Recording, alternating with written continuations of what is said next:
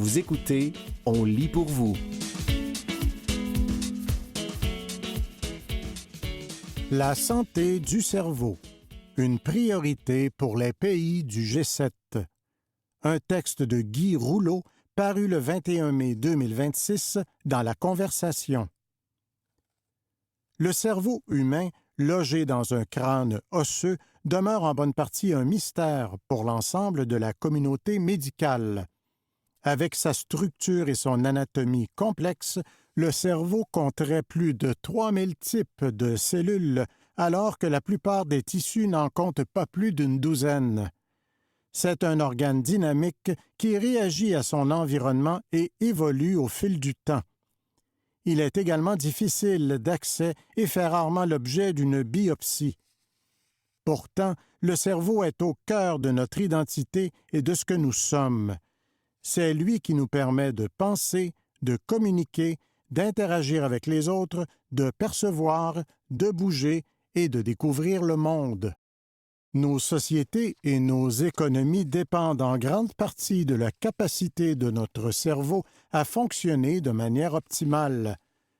Compte tenu du vieillissement de la population et de la baisse des taux de natalité, nous sommes confrontés à une situation critique. Il y a moins d'enfants et davantage de personnes âgées. Cette situation met en évidence la nécessité d'optimiser la santé cérébrale de chaque citoyen. La réunion des pays du G7 qui s'est tenue en juin 2026 à Évian, en France, fut l'occasion de faire de la santé cérébrale une priorité fondamentale. Une population vieillissante. De nombreux facteurs influencent la santé cérébrale tout au long de la vie.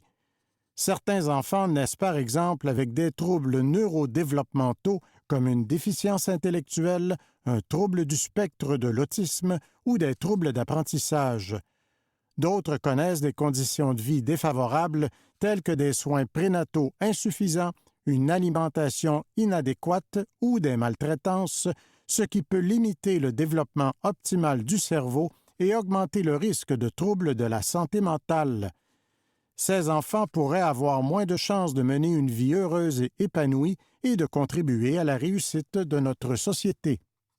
À l'autre extrémité de la vie, la population vieillissante est exposée à diverses maladies neurodégénératives liées à l'âge qui sont source de souffrance.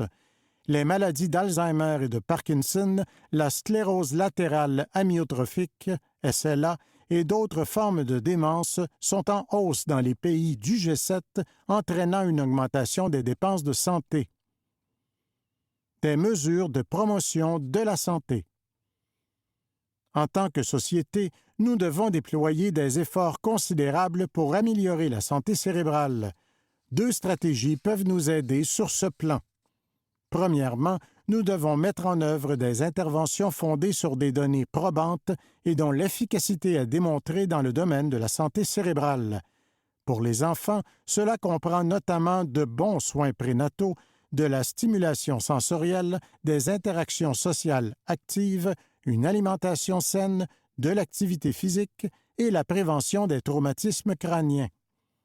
Pour les adultes, il s'agit plutôt de réduire les facteurs de risque vasculaires comme l'hypertension, l'hypercholestérolémie, le diabète, l'obésité et le tabagisme. On leur conseillera notamment d'adopter une alimentation saine, de faire de l'activité physique, de bien dormir et d'avoir une vie sociale. Ces stratégies éprouvées doivent être soutenues et encouragées par les gouvernements. Nous avons pu constater le succès spectaculaire des mesures anti-tabac mises en place dans des pays comme le Canada pour diminuer l'incidence de l'emphysème et du cancer du poumon. D'autre part, nous avons pu observer les effets d'une intervention gouvernementale tardive sur les taux de tabagisme dans des pays comme la France, où l'attachement culturel au tabac est important. Financer la recherche sur le cerveau. Bien qu'il existe de nombreuses interventions éprouvées dans le domaine de la santé cérébrale, celles-ci sont généralement peu mises en pratique.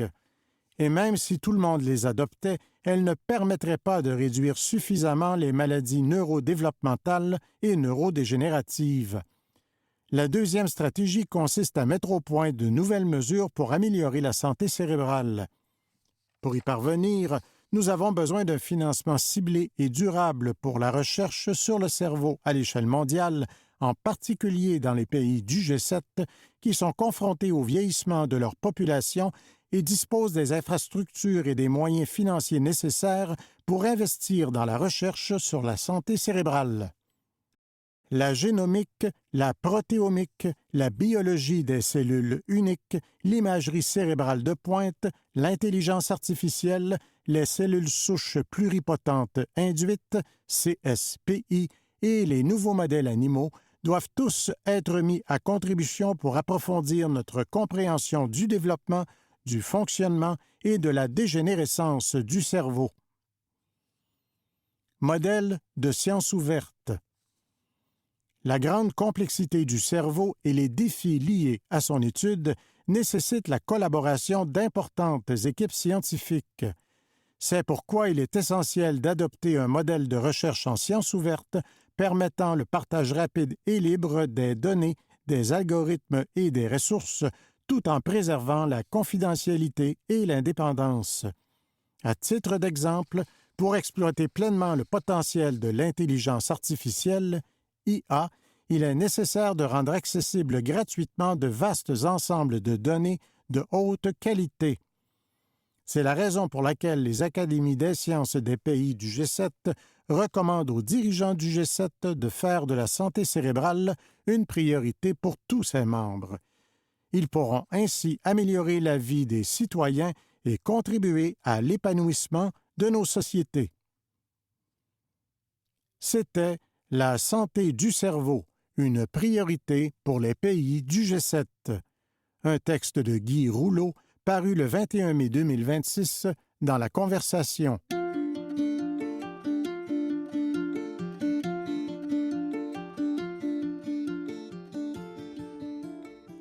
Chaque personne itinérante coûte 77 600 $ par année. Un texte de Francis Vaille, paru le 16 juillet 2026 dans la presse. L'itinérance est l'un des problèmes de l'heure. Non seulement constitue-t-elle un drame pour les personnes touchées, mais elle vient aussi avec une facture socio-économique très importante qu'on ne peut ignorer. Chiffrer les coûts de l'itinérance n'est pas simple, mais cela nous permettrait de mieux prendre conscience du problème commun auquel nous faisons face, d'autant que l'itinérance est en forte croissance, 75 % depuis 7 ans. Pauline Marois vient d'ailleurs de rallier tous les chefs de parti au Québec pour un rendez-vous sur l'itinérance.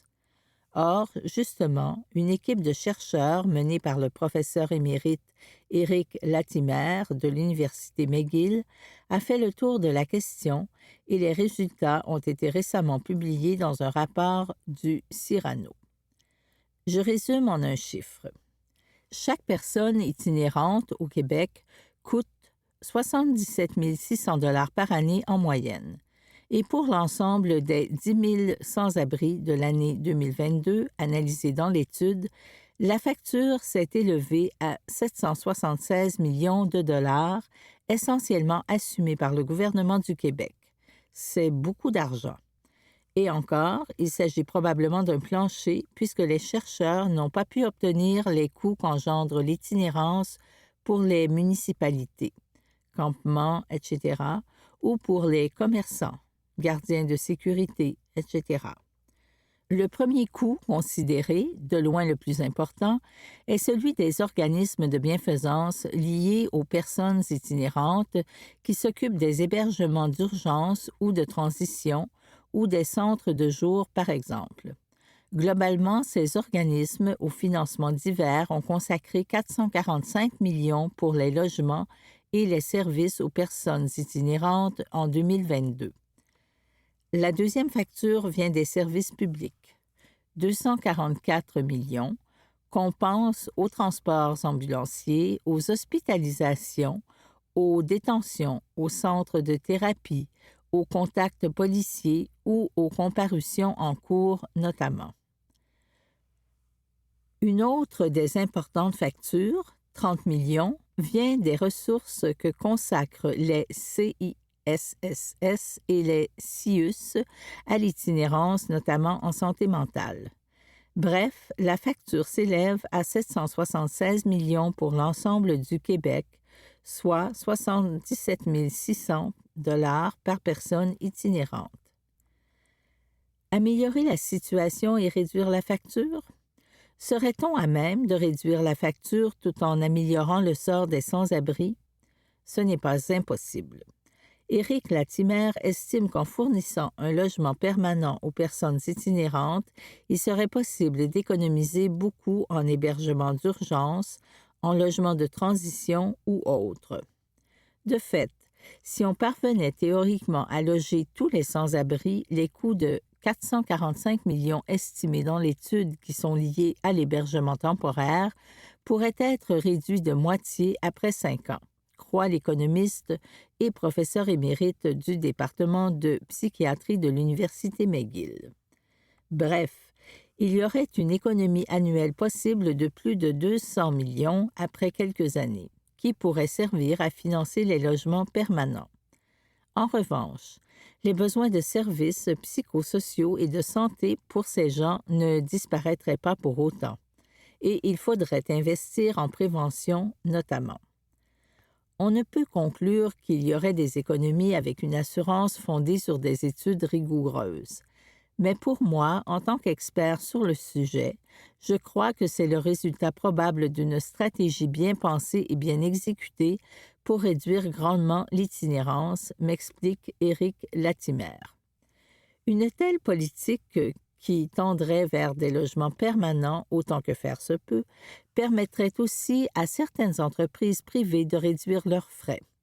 Le complexe des Jardins, par exemple, consacre quelques 2 millions par année à des gardiens de sécurité et une part s'explique par l'itinérance, explique M. Latimer. Même chose pour les ressources importantes que les municipalités consacrent à l'itinérance, non estimées dans l'étude. Autre effet bénéfique difficile à mesurer, l'impact qu'aurait la baisse de l'itinérance sur l'attractivité à long terme d'une ville comme Montréal, par exemple, autant auprès des touristes que des résidents. Les auteurs n'ont pas cherché à quantifier cet aspect. Enfin, des solutions durables qui stopperaient la croissance de l'itinérance pourraient être de nature à freiner l'augmentation de la facture, ce qui s'avérerait bénéfique. Rappelons que le nombre de personnes itinérantes au Québec est passé de quelques 6 900 en 2018 à près de 12 100 en 2025, soit un bond de 75 %. La faute au loyer. Les auteurs de l'étude ont voulu savoir jusqu'à quel point certains éléments économiques, comme le chômage et le boom des loyers, pouvaient être responsables de la croissance de l'itinérance. En fouillant les études internationales, ils ont constaté que le chômage ne semble pas avoir beaucoup d'incidence sur l'itinérance. Par contre, le prix des logements constitue un prédicteur structurel important de l'itinérance. Plus précisément, 16 des 26 études internationales sur le sujet ont constaté une relation statistiquement significative élevée entre les loyers élevés et une augmentation de l'itinérance, indique le rapport des chercheurs. Pas surprenant donc que l'itinérance ait bondi à Montréal et ailleurs avec la crise du logement et l'explosion des loyers ces dernières années.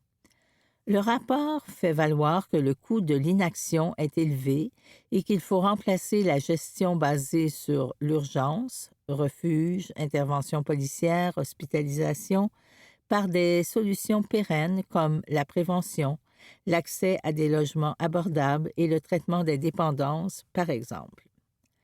Les chercheurs constatent que les programmes de type Logement d'abord, qui fournissent un logement permanent accompagné de soutiens psychosociaux, réduiraient de façon importante le recours à l'hébergement d'urgence et aux services de santé, comme expliqué plus haut. Les logements dits de transition, accompagnement vers l'autonomie, apparaissent moins efficaces. Un supplément au loyer à long terme, même sans service de soutien, le serait davantage. Soit nous laissons l'itinérance augmenter, ce qui va engendrer des coûts grandissants simplement pour maintenir ces personnes en vie, notamment à cause des drogues de plus en plus nocives, soit nous entreprenons un virage résolu vers une politique visant un logement décent pour chaque personne, avec les soutiens dont elle a besoin pour se réintégrer socialement autant que possible, y compris en intégrant des emplois, m'explique M. Latimer. Au-delà de l'humanité de ce second choix, nos ressources seraient dépensées à bien meilleur escient parce qu'on s'adresserait à la racine du problème plutôt qu'à ses manifestations, dit-il. C'était « Chaque personne itinérante coûte 77 600 $ par année », un texte de Francis Vaille, paru le 16 juillet 2026 dans la presse.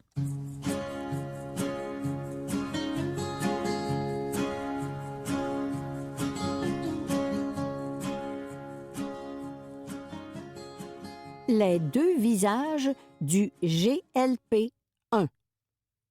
Un texte de Catherine Hanfield, paru le 12 juillet 2026 dans La Presse. Le populaire médicament GLP-1 semble aussi avoir des effets sur la peau, tantôt positifs, tantôt négatifs. Explication. Commençons par le positif.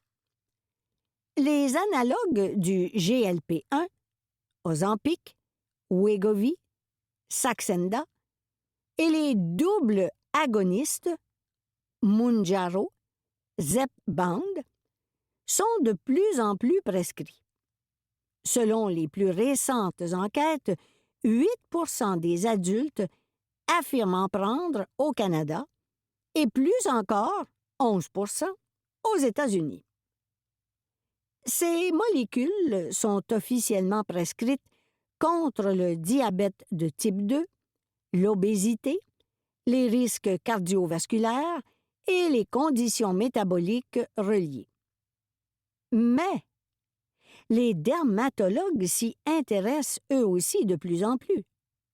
Selon des données récentes, ces molécules semblent avoir un effet positif sur certaines maladies de peau, chez les patients qui en prennent pour l'obésité ou la résistance à l'insuline. C'est le cas notamment pour l'hydradénite suppurée, le psoriasis, l'eczéma et l'acné. Selon le docteur Ivan Litvinov, dermatologue, aucun organisme de réglementation à travers le monde n'a approuvé ces médicaments pour une indication dermatologique, mais les dermatologues sont de plus en plus amenés à recommander ou à coprescrire ces agents pour des patients chez qui les maladies de peau coexistent avec l'obésité ou la résistance à l'insuline. Comment ces molécules contribueraient-elles à atténuer les symptômes de ces maladies? À la fois de façon indirecte, à cause de la perte de poids qui réduit l'inflammation, et directe, en exerçant elle-même des effets anti-inflammatoires, indique le docteur Litvinov, professeur associé à l'Université McGill et dermatologue au Centre hospitalier de Sainte Mary. Le docteur Litvinov le dit sans détour. Il a lui-même perdu 15 kilos grâce à cette médication, lui qui commençait à avoir un peu de gras sur le foie. Nous sommes des individus performants, occupés, avec des familles. C'est très difficile de gérer son poids. À ses yeux, d'ailleurs, le corps médical devrait cesser de cibler le poids et mettre de l'avant un autre indicateur qui prédit mieux les problèmes métaboliques. L'hyperinsulinémie. C'est un chiffre concret et mesurable qui appartient à l'individu, Elle ne dépend pas de l'apparence de quelqu'un, de la taille de ses vêtements ou de la façon dont un clinicien perçoit son corps. Et le négatif. Maintenant, passons aux aspects moins reluisants. La fameuse Ozempic Face. La médication GLP-1 peut provoquer une perte de poids rapide et, dans certains cas, entraîner un état catabolique. Les graisses et les muscles fondent. En conséquence, la peau devient moins ferme, se relâche, et les plis ainsi que les rides augmentent. L'arrivée des molécules change complètement les règles, tant en médecine qu'en esthétique. Observe le docteur Andrea Nicolis, professeur agrégé de chirurgie plastique à l'Université McGill. Le docteur Nicolis a dirigé les travaux des premiers consensus médicaux sur les besoins esthétiques des patients qui perdent du poids grâce à ces molécules. Les experts ont convenu que, chez les personnes présentant une perte de poids rapide, l'effet s'apparente à un vieillissement facial accéléré. En quoi la perte de poids affecte-t-elle la peau? Les patients mangent moins, ils perdent du poids rapidement et leur peau produit moins de collagène, explique le docteur Nicolis. L'élasticité de la peau diminue, le gras fond, mais l'enveloppe cutanée, elle, demeure. Alors la peau tombe, résume-t-il. On a plusieurs traitements à leur offrir, mais ce n'est pas une discussion facile à avoir parce qu'on a des patients qui se sentent tellement bien de perdre du poids. Et nous, on leur demande de commencer des traitements pour soutenir et améliorer la qualité de la peau. Le deuxième consensus, publié en décembre 2025 dans le Journal of Cosmetic Dermatology, suggère de commencer des traitements de biostimulateurs en même temps que la perte de poids. Des traitements injectables peuvent stimuler la production de collagène ou encore améliorer l'hydratation de la peau, explique le docteur Nicolis. Et combien ça coûte tout ça? Quand même cher, convient-il. Les biostimulateurs, par exemple, coûtent entre 1 000 et 2 000 $ par traitement. Normalement, explique le docteur Nicolis, on répète les traitements 2 ou 3 fois, toutes les 4 à 6 semaines, puis tous les 6 à 8 mois, pour soutenir le résultat.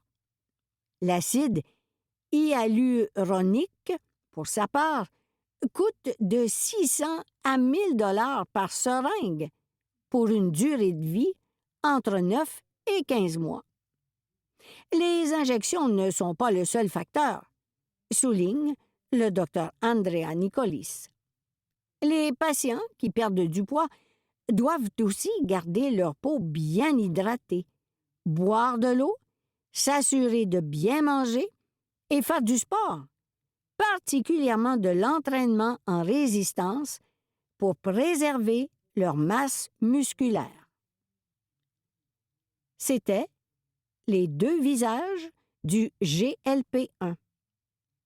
Un texte de Catherine Hanfield paru le 12 juillet 2026 dans La Presse.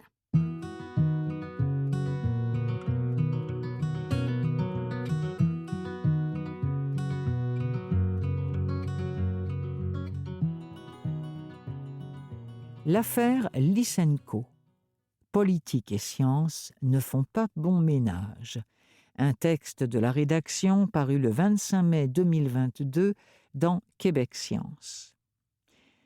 Le cas Lysenko est une leçon importante de l'histoire pour comprendre les effets néfastes du mélange de la science avec des idéologies politiques. Les recherches scientifiques perdent alors leur objectivité et cela peut avoir des conséquences désastreuses. Parlons de Trofim Lysenko. Probablement pas, alors que ce scientifique est probablement responsable de la mort de millions de personnes au XXe siècle. Que s'est-il passé? Revenons en arrière. Nous sommes dans les années 1920, en URSS, c'est-à-dire l'Union des républiques socialistes soviétiques, un grand pays maintenant dissous qui comptait plusieurs républiques, dont la Russie. Joseph Staline est au pouvoir. Le régime communiste en place prône une économie entièrement contrôlée par l'État. Notamment, les terres agricoles sont regroupées en exploitation collective dans l'objectif de moderniser l'agriculture. Après une série de mauvaises récoltes, la famine commence à s'étendre.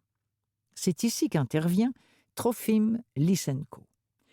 Biologiste et agronome, il met au point une technique pour permettre aux cultures de survivre au froid qui fait rage dans l'Empire soviétique, la vernalisation. Elle consiste à exposer les graines et les jeunes plants au froid pour favoriser leur adaptation au milieu dans lequel ils grandissent. Selon lui, cette technique permettrait de quadrupler le rendement agricole des cultures. On s'en doute, c'est de la pseudo-science, de la foutaise.